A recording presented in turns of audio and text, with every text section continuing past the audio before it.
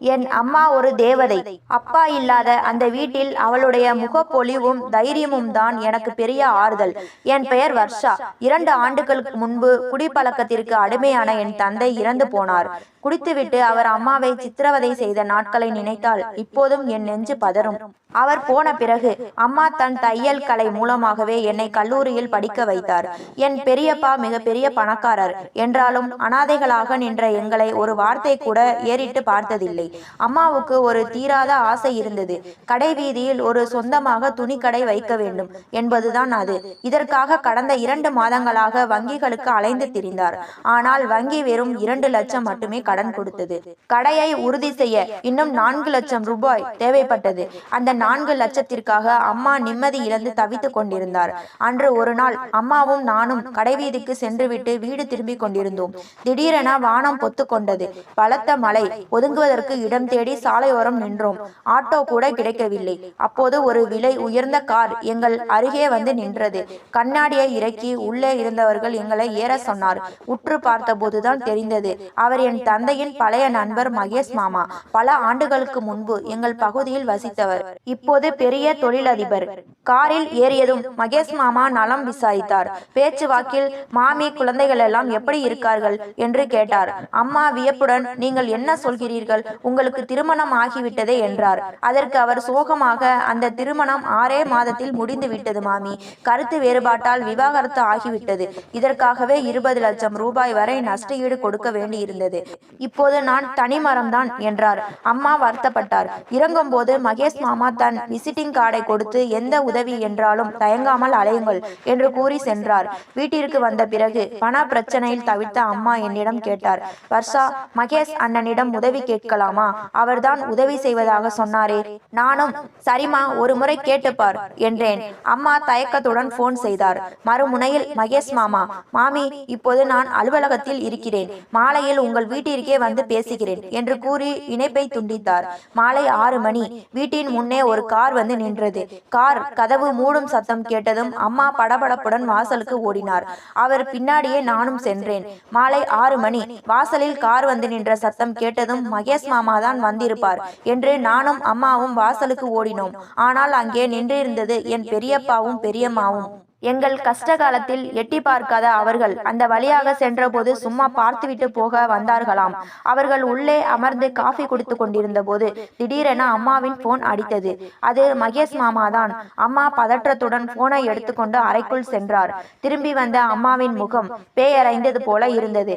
எனக்கு புரிந்தது, மகேஷ் மாமா கிளம்பி விட்டாரோ அல்லது வீட்டின் அருகே வந்து விட்டாரோ என்ற பயம் அம்மாவுக்கு.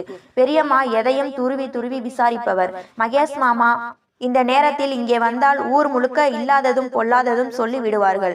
நான் சட்டென்று அம்மாவுக்கு ஒரு மெசேஜ் அனுப்பினேன். அம்மா, நீயே வெளியே போய் மாமாவை சந்தித்து விட்டு அப்படியே மார்க்கெட்டுக்கு கூட்டிட்டு போயிடு. இவர்களை நான் சமாளிக்கிறேன். அம்மாவும் சாமர்த்தியமாக, ஒரு அவசர வேலை, மார்க்கெட் வரை போக வேண்டும் என்று சொல்லிவிட்டு நழுவினார். அவர் போன சிறிது நேரத்திலேயே பெரியப்பாவும் பெரியம்மாவும் கிளம்பி விட்டார்கள். அப்பாடா என மூச்சு விட்டேன். சிறிது நேரம் கழித்து அம்மா திரும்பினார். மகேஷ் மாமாவின் காரில் இருந்து இறங்கி அம்மாவின் முகம் நிலவாய் ஜொலித்தது. மகேஷ் மாமா உள்ளே வரவில்லை. மறுமுனை வருகிறேன் என்று சொல்லிவிட்டு சென்றார். அம்மா கதவை பூட்டிவிட்டு ஒரு காகித பொட்டலத்தை என்னிடம் கொடுத்தார். அதில் 4 லட்சம் ரூபாய் இருந்தது. வர்ஷா, என் கவலை தீர்ந்தது. நாளைக்கே மகேஷ் அண்ணனுடன் போய் கடையை பதிவு செய்ய போகிறேன் என்றார் கண்கள் பணிக்க. 1 வருடம் ஓடியது. அம்மாவின் உழைப்புக்கு பலன் கிடைத்தது. கடை அமோகமாக நடந்தது. பக்கத்து கடையையும் அம்மா விலைக்கு வாங்கி தொழிலை விரிவுபடுத்தினார். நான் படிப்புடன் சேர்த்து அம்மாவுக்கும் உதவியாக இருந்தேன். ஒரு ஞாயிற்றுக்கிழமை நாங்கள் ஷாப்பிங் செல்லலாம் என்று திட்டமிட்டிருந்தோம். அப்போது மகேஷ் மாமாவிடம் இருந்து போன் வந்தது. அம்மா அறைக்குள் சென்று கதவை தாளிட்டு கொண்டு பேசினார். அவர் வெளியே வந்தபோது முகம் இன்னும் சிவந்து ஒருவித பூரிப்பில் இருந்தது. அம்மா, மாமா பணத்தை திரும்ப கேட்கிறாரா என்று விளையாட்டாக கேட்டேன். இல்லையடி, போன மாதமே கொடுக்க போனேன். அவர் வாங்க மறுத்துவிட்டார். அந்த பணத்தை தொழிலிலேயே முதலீடு செய்ய சொல்லிவிட்டார் என்றார் அம்மா. அன்று அம்மா ஷாப்பிங் பிளானை கேன்சல் செய்தார். செய்தார். மார்க்கெட்டில் ஒரு வேலை இருக்கிறது, நான் போகிறேன் என்று சொல்லிவிட்டு கிளம்ப தயாரானார். அறையிலிருந்து வெளியே வந்த அம்மாவை பார்த்து நான் மிரண்டு போனேன். நெடு நாட்களுக்கு பிறகு அம்மா அழகான பட்டுப்புடவை கட்டி மெல்லிய ஒப்பனையுடன் பேரழகியாக தெரிந்தாள். எனக்கு புரிந்தது, அம்மாவின் 40 வயது வாழ்க்கையில் இப்போதுதான் வசந்தம் வீச தொடங்கி இருக்கிறது. மகேஷ் மாமாவுக்கும் அவருக்கும் இடையே ஒரு மென்மையான அன்பு மலர்வதைக் கண்டு நான் மகிழ்ச்சி அடைந்தேன். அம்மா தன் வாழ்நாள் முழுவதும் நமக்காகவே கஷ்டப்பட்டவர். இப்போது அவர் தன் விருப்பப்படி வாழ்வதில் என்ன தவறு?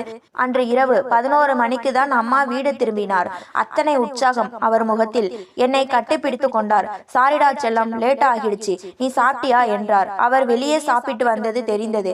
இதுதான் சரியான நேரம் என்று நினைத்து என் காதலை பற்றி சொன்னேன்.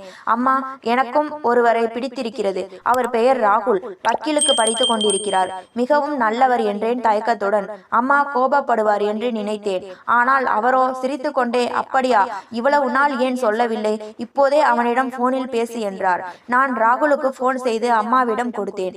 அம்மா அவனிடம் அவன் படிப்பு, குடும்பம், எதிர்காலம் என 1 மணி நேரம் சகஜமாக பேசினார். போனை வைத்ததும், வர்ஷா, உன் தேர்வு மிக சிறப்பு. ராகுல் ஒரு நாள் பெரிய நீதிபதியாக வருவான் பார் என்றார். என் மனதில் இருந்த பெரிய பாரம் இறங்கியது. நானும் அம்மாவும் இப்போது ஒரே வானத்தில் சிறகடிக்கும் பறவைகளைப் போல கனவுலகில் மிதக்கத் தொடங்கினோம்.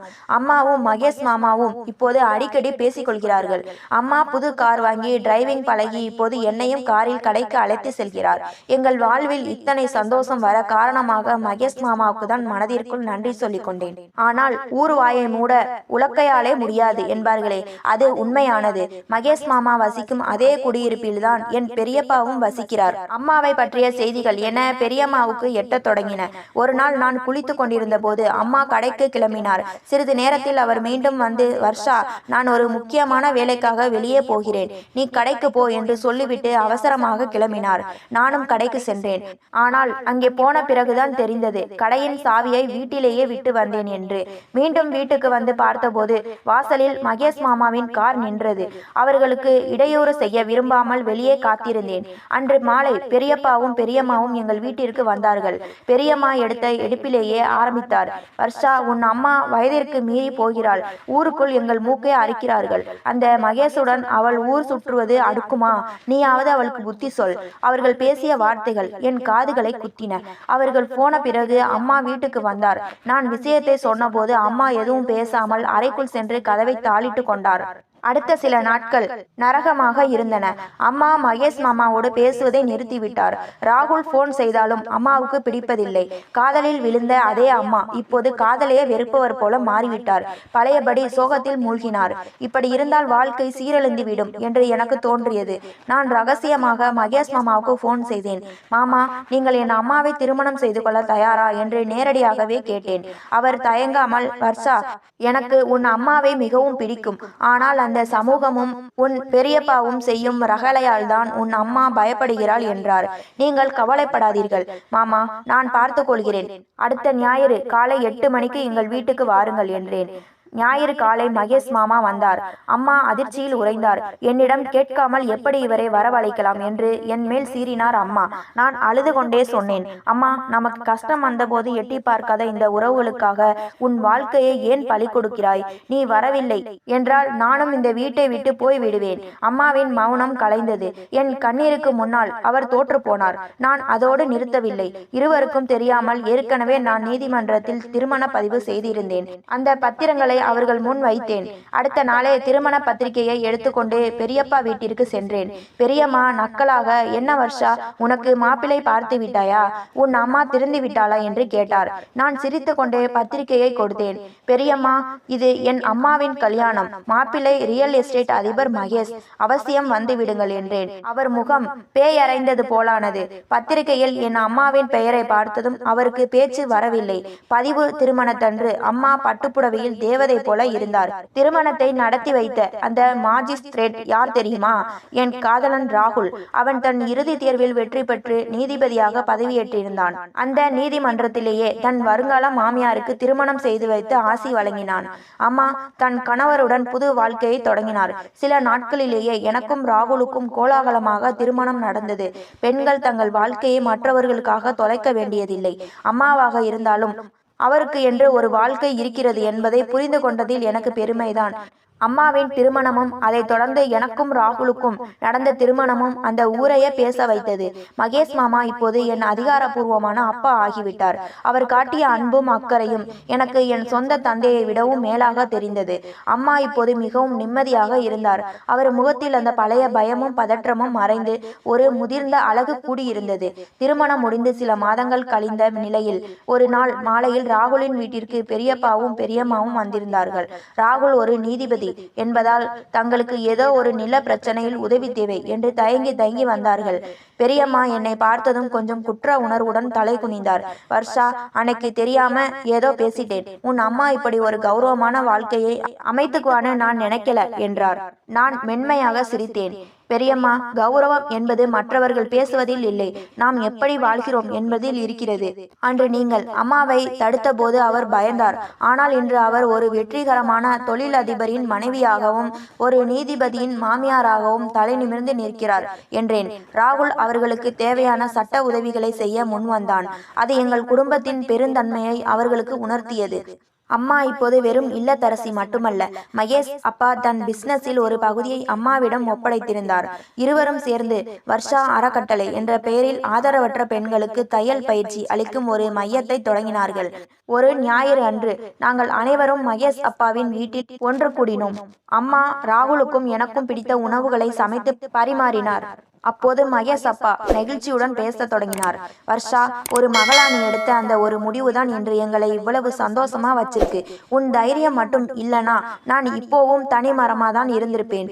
சாப்பிட்டு முடித்ததும் ராகுல் ஒரு கவரை எடுத்து அம்மாவிடம் கொடுத்தான். அதில் ஒரு பெரிய கடையின் பத்திர நகல் இருந்தது. என்னப்பா இது என்று அம்மா ஆச்சரியமாக கேட்டார். அம்மா, நீங்கள் ஆரம்பத்தில் கஷ்டப்பட்டு நடத்தினீர்களே அந்த துணிக்கடை, இப்போது அதன் மொத்த கட்டிடத்தையுமே நான் உங்கள் பெயருக்கு வாங்கிவிட்டேன். இனி அது வாடகை கட்டிடம் இல்லை, உங்கள் சொந்த பேரரசு என்றான் ராகுல். அம்மா கண் கலங்க ராகுலை அணைத்து கொண்டார். ஒரு காலத்தில் தையல் மிஷினின் இரவு பகலாக கஷ்டப்பட்ட அம்மாவின் கைகள் இன்று பல பெண்களுக்கு வாழ்வாதாரம் வழங்கும் உயரத்தில் இருக்கின்றன. சமூகம் என்ன சொல்லும் என்று பயந்து தன் கனவுகளையும் காதலையும் புதைத்து கொள்ளும் பெண்களுக்கு என் அம்மா ஒரு முன்னுதாரணம். சரியான துணையும் புரிந்து கொள்ளும் குழந்தைகளும் இருந்தால் எந்த வயதிலும் ஒரு புதிய வாழ்க்கையை தொடங்கலாம் என்பதற்கு எங்கள் குடும்பமே சாட்சி. இன்று நான் என் கணவர் ராகுலுடன் அம்மா மற்றும் மகேஷ் அப்பாவுடன் ஒரு நிறைவான வாழ்க்கையை வாழ்ந்து கொண்டிருக்கிறேன். அன்பும் நேர்மையும் இருந்தால் காலம் நமக்கான நீதியை நிச்சயம் வழங்கும். வாழ்க்கை ஒரு நதி போல அமைதியாக ஓடிக்கொண்டிருந்தது. ஆனால் விதி சில நேரங்களில் நாம் எதிர்பாராத சவால்களை மீண்டும் வீசும். ராகுல் நீதிபதியாக பொறுப்பேற்ற பிறகு எங்கள் சமூக அந்தஸ்து உயர்ந்திருந்தது. அம்மா இப்போது ஒரு மிகப்பெரிய ஜவுளி கடை நிறுவனத்தின் உரிமையாளர். ஒரு நாள் காலை மகேஷ் அப்பாவிற்கு ஒரு போன் வந்தது. எதிர் முனையில் பேசியது என் பெரியப்பா. அவர் குரல் நடுங்கிக் கொண்டிருந்தது. பெரியப்பாவின் மகன் வெளிநாட்டில் ஒரு தொழிலில் முதலீடு செய்து மொத்த சொத்தையும் இழந்து நடுத்தெருவிற்கு வந்துவிட்டார்கள். அவர்கள் தங்கியிருந்த வீடும் ஏலத்திற்கு வரும் நிலைக்கு சென்றது. அன்று எங்களை அனாதையாக விட்ட அதே பெரியப்பா இன்று கையேந்தி நின்றார். அம்மா இதை கேட்டதும் ஒரு நிமிடம் மௌனமானார். பழைய கசப்பான நினைவுகள் அவர் கண்முன்னே வந்து சென்றிருக்கலாம். ஆனால் அம்மா சொன்ன ஒரு வார்த்தை எங்களை வியக்க வைத்தது. வர்ஷா, ராகுல், நாம் அவர்களை போய் பார்க்க வேண்டும். பழி வாங்குதல் அல்ல, பாடம் புகட்டுதல். நாங்கள் பெரியப்பா வீட்டிற்கு சென்றோம். ஒரு காலத்தில் ஆடம்பரமாக இருந்த அந்த வீடு இப்போது களையிழந்து காணப்பட்டது. எங்களை பார்த்ததும் பெரியப்பா தேம்பி அழுதார். பல்லவி, அன்னைக்கு உன்னை அசிங்கப்படுத்தினேன். இன்னைக்கு நான் அசிங்கப்பட்டு நிற்கிறேன். என்னை மன்னிச்சிடு என்றார். அம்மா அமைதியாக சொன்னார். மாமா, நீங்கள் செய்த தவறுக்கு காலம் உங்களுக்கு பதில் சொல்லிவிட்டது. ஆனால் உங்கள் தம்பி உயிரோடு இருந்திருந்தால் நீங்கள் இப்படி நிற்பதை அவர் விரும்பி இருக்க மாட்டார். உங்கள் வீட்டின் ஏலத்தொகையை மகேஷ் ஏற்கனவே கட்டிவிட்டார். இந்த வீடு இனி உங்கள் பெயரிலேயே இருக்கட்டும். பெரியம்மா அதிர்ச்சியில் உறைந்து நின்றார். பல்லவி, இவ்வளவு பண்ணியும் நீ எங்களுக்கு உதவி பண்றதுக்கு நாங்க தகுதியானவங்க இல்ல என்று அழுது கொண்டே அம்மாவின் கையை பற்றி கொண்டார். அம்மா மென்மையாக சொன்னார். உறவு என்பது கஷ்டப்படும் போது கை விடுவதல்ல, கை கொடுப்பது. அதை நான் என் மகளிடம் இருந்தும் மகேஷிடம் இருந்தும் கற்றுக்கொண்டேன். இந்த சம்பவத்திற்கு பிறகு சில மாதங்கள் கழிந்தன. ஒரு ஞாயிறு மதிய உணவுக்காக நாங்கள் அனைவரும் கூடியிருந்தோம். ராகுல் இன்று ஏனோ மிகுந்த உற்சாகத்துடன் காணப்பட்டான். அம்மா, அப்பா, உங்க எல்லாருக்கும் ஒரு முக்கியமான விஷயம் சொல்லணும் என்றான் ராகுல். எல்லோரும் ஆர்வமாக பார்த்தோம். ராகுல் என் கையை பிடித்துக்கொண்டு சொன்னான். வர்ஷா இப்போது கர்ப்பமாக இருக்கிறாள். இன்னும் சில மாதங்களில் இந்த வீட்டிற்கு ஒரு குட்டி தேவதை வரப்போகிறாள். அம்மாவின் கண்களில் ஆனந்த கண்ணீர் வழிந்தது. அவர் ஓடி வந்து என்னை கட்டி கொண்டார். மகேஷ் அப்பா உணர்ச்சி வசப்பட்டு, வர்ஷா, நீ ஒரு குழந்தையா இருந்து எனக்கும் உன் அம்மாவுக்கும் வாழ்வு கொடுத்தாய். இப்போது உனக்கு ஒரு குழந்தை பிறக்கப் போகிறது. என் சொத்துக்கள் அனைத்தும் இனி அந்த பேர குழந்தைக்கு தான் என்றார். அன்று இரவு நான் மொட்டை மாடியில் ராகுலுடன் நிலவை பார்த்து கொண்டு அமர்ந்திருந்தேன். ராகுல், என் அப்பா இறந்தபோது என் வாழ்க்கை முடிந்து விட்டது என்று நினைத்தேன். ஆனால் இன்று என் அம்மா ஒரு ராணி போல வாழ்கிறார். எனக்கு ஒரு அன்பான கணவர், இப்போது ஒரு குழந்தை, எல்லாமே ஒரு கனவு போல இருக்கிறது என்றேன். ராகுல் சொன்னான், வர்ஷா, நாம் எடுக்கும் முடிவுகள் மற்றவர்களுக்கு பிடிக்காமல் இருக்கலாம். ஆனால் அந்த முடிவுகள் நேர்மையானதாகவும் அன்பின் அடிப்படையில் இருந்தால் காலம் அதை ஒரு நாள் அங்கீகரிக்கும். நீ உன் அம்மாவுக்காக எடுத்த அந்த ஒரு தைரியமான முடிவுதான் இன்று இத்தனை பேரின் முகத்தில் சிரிப்பை கொண்டு வந்திருக்கிறது. அம்மா, மகேஷ் அப்பா, ராகுல், நான் இப்போது பிறக்க போகும் குழந்தை என எங்கள் குடும்பம் ஒரு முழுமையான காவியமாக மாறியது. காலம் அதன் போக்கில் மிக வேகமாக ஓடிக்கொண்டிருந்தது. வர்ஷா கர்ப்பமாக இருந்த அந்த மாதங்கள் அந்த வீடே ஒரு திருவிழா கோலம் பூண்டிருந்தது. ஒரு காலத்தில் தனிமையில் வாடிய அம்மா இப்போது தன் மகளையும் பிறக்க போகும் பேர குழந்தையையும் கவனித்துக் கொள்வதிலேயே முழு நேரத்தையும் செலவிட்டார். அம்மாவின் பெருந்தன்மையால் தங்கள் வீட்டை மீட்டு கொண்ட பெரியப்பாவும் பெரியம்மாவும் இப்போது முழுமையாக மாறி போயிருந்தனர். வாரம் ஒரு முறை பழங்களோடு வந்து வர்ஷாவை பார்த்து செல்வதை வழக்கமாக கொண்டனர். பழைய கசப்புகள் மறைந்து இரத்த உறவுகள் மீண்டும் ஒன்று சேர்ந்தது.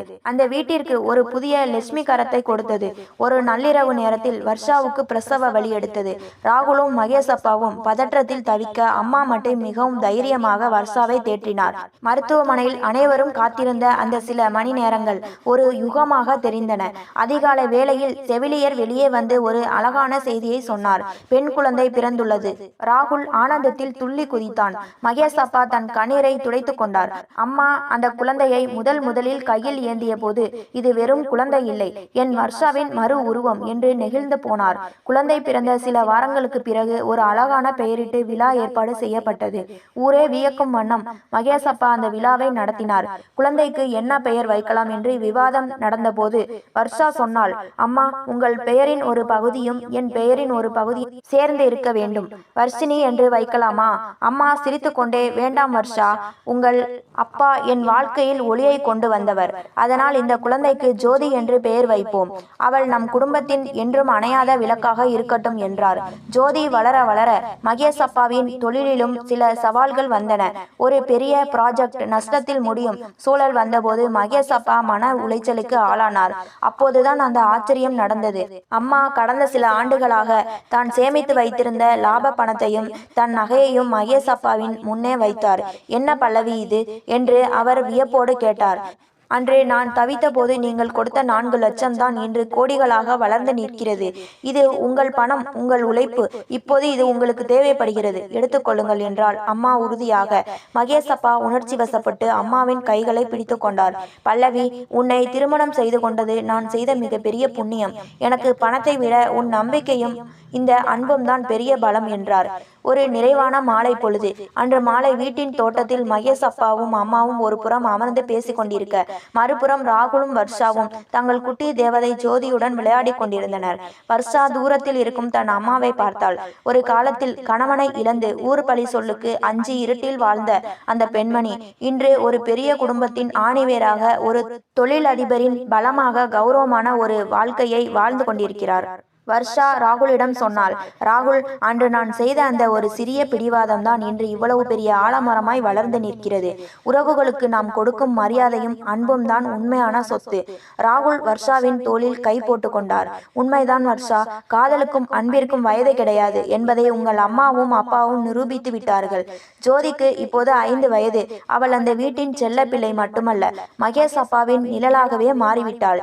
தாத்தா என்று அவள் அழைக்கும் போதெல்லாம் மகேஷ் அப்பாவின் முகம் 1000 வாட்ஸ் மின்சாரத்தில் பிரகாசிக்கும். காலம் சில மாற்றங்களை கொண்டு வந்திருந்தது. ராகுல் இப்போது மாவட்ட நீதிபதியாக பதவி உயர்வு பெற்று கௌரவமான இடத்தில் இருந்தார். வர்ஷா அம்மாவின் ஜவுளி நிறுவனத்தை நவீனப்படுத்தி ஆன்லைன் வர்த்தகங்களிலும் தடம் பதித்து ஒரு வெற்றிகரமான பெண் தொழிலதிபராக வளர்ந்திருந்தாள். ஒரு நாள் மாலை அம்மா அனைவரையும் ஹாலில் அமர வைத்தார்.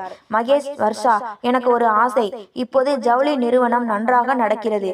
எனக்கு இனி ஓய்வு தேவை என்று தோன்றுகிறது இருக்கிறது என்றார். வர்ஷா பதற்றத்துடன், ஏன் அம்மா, உடம்பு எதுவும் முடியலையா என்று கேட்டாள். அம்மா சிரித்து கொண்டே, இல்லை வர்ஷா, என் வாழ்நாள் முழுக்க நான் உழைத்து கொண்டேதான் இருந்தேன். ஆனால் இப்போது நான் செய்ய நினைப்பது வேறொன்று. நம் ஊரில் இருக்கும் ஆதரவற்ற விதவை பெண்களுக்கும் கணவனால் கைவிடப்பட்ட பெண்களுக்கும் ஒரு மறுவாழ்வு மையம் தொடங்க போகிறேன். அவர்களுக்கு தையல் மட்டும் சொல்லிக் கொடுக்காமல் அவர்கள் வாழ்வதற்கு தேவையான தன்னம்பிக்கையையும் சட்ட ரீதியான உதவிகளையும் ராகுல் மூலமாக பெற்றுத்தரப்போகிறேன் என்றார். மகேஷ் அப்பா கைத்தட்டி வரவேற்றார். மிக சிறந்த முடிவு பல்லவி. இதற்கு தேவையான இடத்தை நான் இப்போதே ஒதுக்குகிறேன் என்றார். வாழ்க்கை எப்போதும் இனிமையாகவே இருப்பதில்லை. சில மாதங்களுக்கு பிறகு பெரியப்பா திடீரென மாரடைப்பால் காலமானார். அந்த நேரத்தில் அவரை ஒரு காலத்தில் வெறுத்த அதே வர்ஷாவும் அம்மாவும் தான் முன்னின்று அனைத்து காரியங்களையும் செய்தார்கள். பெரியப்பாவின் மகன் ஊருக்கு வந்தபோது சொத்துக்களுக்காக பயந்து நின்றான். ஆனால் வர்ஷா அவனிடம், அண்ணா, கடந்த காலத்தை மறந்து விடுங்கள். பெரியப்பா செய்த தவறுகளை நாங்கள் மன்னித்தே அவரை வழி அனுப்பி வைத்தோம். இந்த வீடும் சொத்தும் உங்களுடையதுதான் என்று சொல்லி அவனை ஆச்சரியப்பட வைத்தாள். பழி வாங்குவதை விட மன்னிப்பதே மேலானது என்பதை அம்மா தன் செயல்கள் மூலம் வர்ஷாவுக்கு கற்றுக் கொடுத்திருந்தார். வீட்டை சுத்தம் செய்து கொண்டிருந்த போது வர்ஷாவின் கையில் ஒரு பழைய டைரி கிடைத்தது.